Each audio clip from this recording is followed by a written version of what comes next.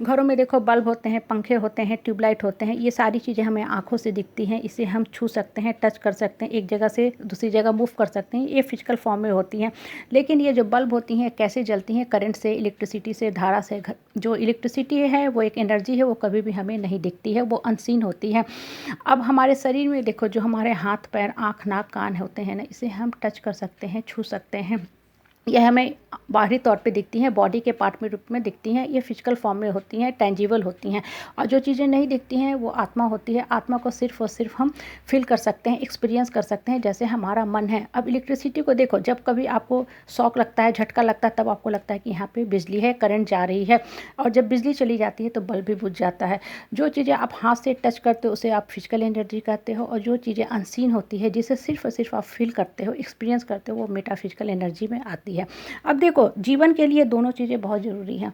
आपके शरीर जब हाथ पैर सही सलामत रहता है तभी आत्मा उस शरीर से काम ले पाती है। जैसे बल्ब अगर सही है तभी इलेक्ट्रिसिटी का भी यूज है, ना तो इलेक्ट्रिसिटी नहीं तो बल्ब भी बेकार, और बल्ब नहीं तो इलेक्ट्रिसिटी की भी कोई यूज नहीं होती है। अब देखो ये हमें किस चीज़ के बारे में फ़ोकस करने को कहता है? ये फ़ोकस करता है कि हमारा पूरा जीवन जो होता है हमारी आत्मा के, हमारे मन के इर्द गिर्द घूमता रहता है। इसलिए अपने मन को अंतर मन की तरफ फ़ोकस करना सीखो, अपने अंतर मन को स्ट्रॉन्ग करना सीखो। आपको जो सर्वशक्तिमान बनाती है वो सिर्फ़ और सिर्फ आपको अंतर मन बनाता है, आपकी आत्मा बनाती है।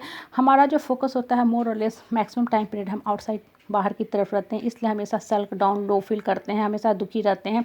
लोगों की जो बातें होती हैं हमारे जीवन को प्रभावित करते रहती है। जिस दिन आपने अंतर मन को जागृत करना सीख लिया उस दिन ये दुनिया के जो भी लोग हैं ये ऐसे ही रहेंगे, लेकिन इनकी बातों का आपके अंतर मन पर प्रभाव नहीं पड़ेगा। इसलिए हम क्या करते हैं? पूजा पाठ, चैंटिंग ऑफ मंत्रा करते हैं। जब आप पूजा पाठ, चैंटिंग ऑफ मंत्रा एकाग्र मन से कंसंट्रेशन के साथ करते हो तो आप खुद फील करोगे कि आप अपने आप को कितना आप फील करते हो, कितना सर्वशक्तिमान फील करते हो। आप वही इंसानों पहले रोते थे, गिरते थे, हाथ पैर पढ़ के हमेशा माफ़ी मांगते थे।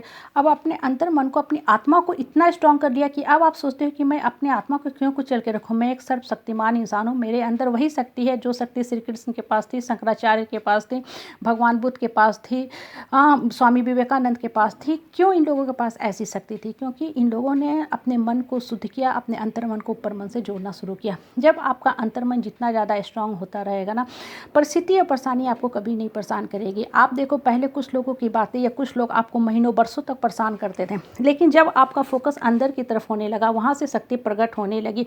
लोग, परिस्थिति, परेशानी सब कुछ वही है, लेकिन जीवन के प्रति नज़रिया, दृष्टिकोण बदल गया। अब उनके होने नहीं होने का आप पे कोई प्रभाव ही नहीं पड़ता। क्यों? क्योंकि आपने मान लिया, आपके अंतर मन ने स्वीकार कर लिया कि वो आदमी एग्जिस्ट करता ही नहीं है। आपका अंतर्मन स्ट्रांग होने लगा। इसलिए आप ज्ञानी बनो, अंतर मन को, अपने आप को पहचानो कि आप हो कौन। इसलिए हम अध्यात्म की तरफ मुड़ते हैं। अध्यात्म जो होता है ना, ज्ञान की बात, वो क्या करती है?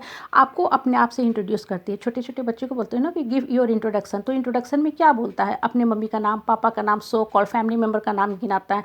लेकिन जब हमसे पूछा जाए कि आप कौन हो, तो आप खुद सर्च करो कि हम कौन हैं। Introduce me to myself, अपने आप को अपने आप से इंट्रोड्यूस करना सीखो कि हम कौन हैं और मेरी क्या यूटिलिटी है इस धरती पे।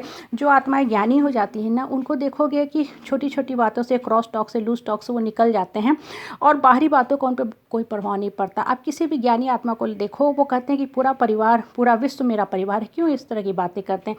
क्यों? क्योंकि उनकी जो बातें होती हैं इतनी लवफुल होती हैं कि दुनिया के लोग उनको बहुत पसंद करने लगते हैं, प्यार देने लगते हैं। तो फिर उन्हें ये पता ही नहीं चलता है कि ये जो लोग हैं ये मेरे अपने नहीं हैं, लेकिन फिर भी इनसे इतना अपना तो हमें मिल रहा है। कभी कभी आप गौर से देखो, जो परिवार के लोग हैं, सो कॉल, जिसको आप क्लोज सर्किट ऑफ रिलेशनशिप होते हैं, उनसे आप दूर भागते हो, और जो दूर वाले हैं, दोस्त हैं, साथी हैं, या बहुत बार किसी को हम जानते भी नहीं हैं, वो आदमी से भी बहुत हमें प्यार मिलने लगता है। वो प्यार इनविजिबल होता है, अनसीन होता है, जिसे सिर्फ हम मेटाफिजिकल फॉर्म में फील करते हैं। जैसे आत्मा है, माइंड है, उसको हम फील कर सकते हैं। छोटा बच्चा भी बता देगा कि मेरे पास मन है। क्यों?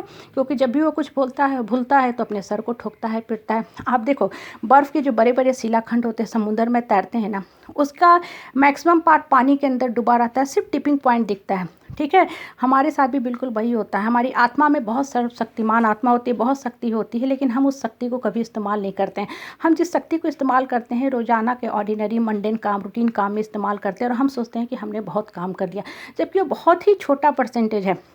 जिस दिन अपने आत्मा को आपने सर्वशक्तिमान बना लिया, अंदर के फोकस पे चले गया आपका ध्यान, अंदर की सारी शक्ति को आपने बाहर निकालना शुरू किया, उस दिन वास्तव में आप और हम जैसे लोग भी स्वामी विवेकानंद बन जाएंगे, बुद्ध बन जाएंगे, ज्ञानी आत्मा बन जाएंगे।